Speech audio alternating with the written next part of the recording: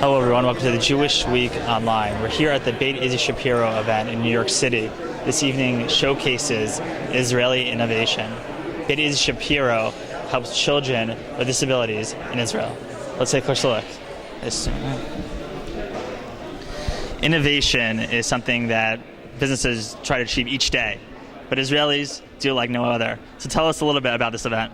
Well, what we've done is last November we ran an Israel Innovation Summit, and we had the honor of having Dan Senor and Saul Singer, co-authors of Startup Nation, host our event. And if you've read the book, what it really focuses on, the idea that Israel is an incubator for startups, and that's based around the Army model, the idea of never giving up, and even if there's failure, to get up and try again. And what we saw, especially from a Beit Issie Shapiro idea, is that we're the model in social innovation. The same idea of that, we don't give up, and the things that we were able to put together year in and year out become innovative.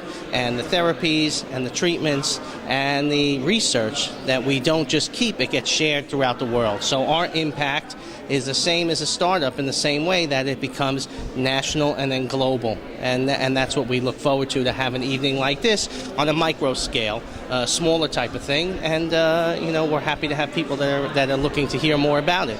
So tell us, how did you get involved in Beit Issie Shapiro? So first of all, anything that has to do with some good deeds. And Israel, I'll be the first one to be there. I'm particularly involved because the Trump family, especially Eddie Trump, are very close friends of mine. And when they asked me to be here, I said, no question, that's where I'm going to be. And I also know Issie, and I'm going to learn something new tonight. And let's talk about a little bit about Israeli innovation. Talk about what your thoughts are about that. So first of all, I'm delighted to be here.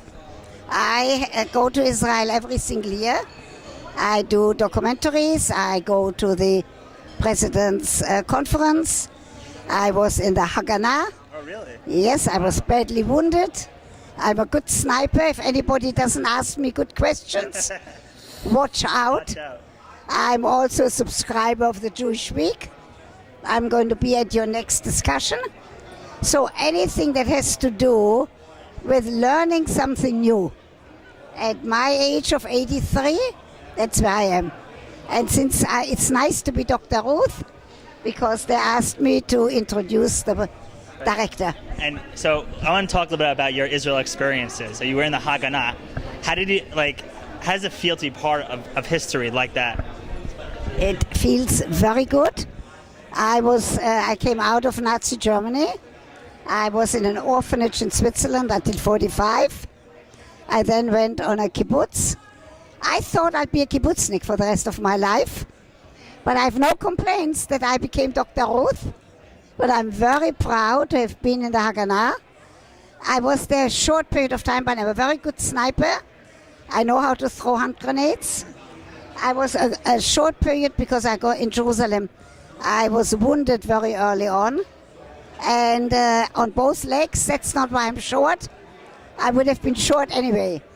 So for anybody of my age who speaks Hebrew fluently, does a lot of television, goes to Israel every year, it's wonderful to be here. What's the best part of Israel for you?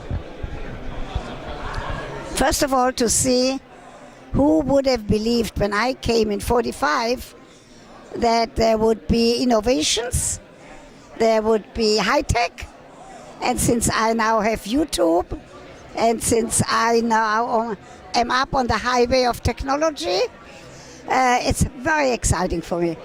What's very important for me, and I'll talk about that, is the Trump Institute of Training, because I train a lot of people, and I train paraprofessionals for family planning, and I will promise anybody here who is helping the organization is going to have good sex for the rest of their lives.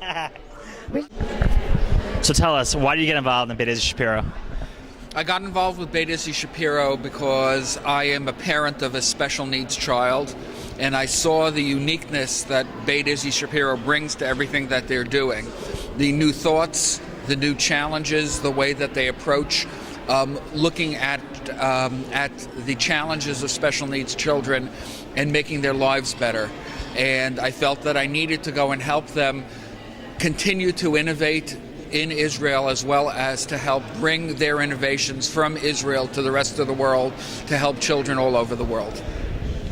I got involved about 25 years ago.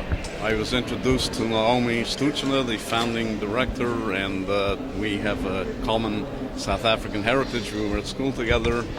I fell in love with her mission. I visited Beit Issie Shapiro in that period, fell in love with what they do, and just have been immersed in watching it grow and serving not only kids in Israel, but really being the teacher of the way to deal with that population throughout the world. And it's just a wonderful privilege to be involved in this organization. And we talked earlier about sharing innovation.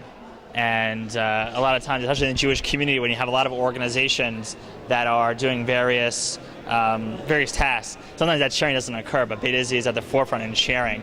How do you see Beit Issie's impact, even around the globe? The remarkable thing about Beit Issie Shapiro is in Israel, their primary focus is making Israeli society a more inclusive world, and therefore a model for the rest of the world and how people with special needs can be integrated into society. And as a result, they're not trying to keep what they create to themselves. They're trying to make sure that they can get used and help as many of the children in Israel as possible.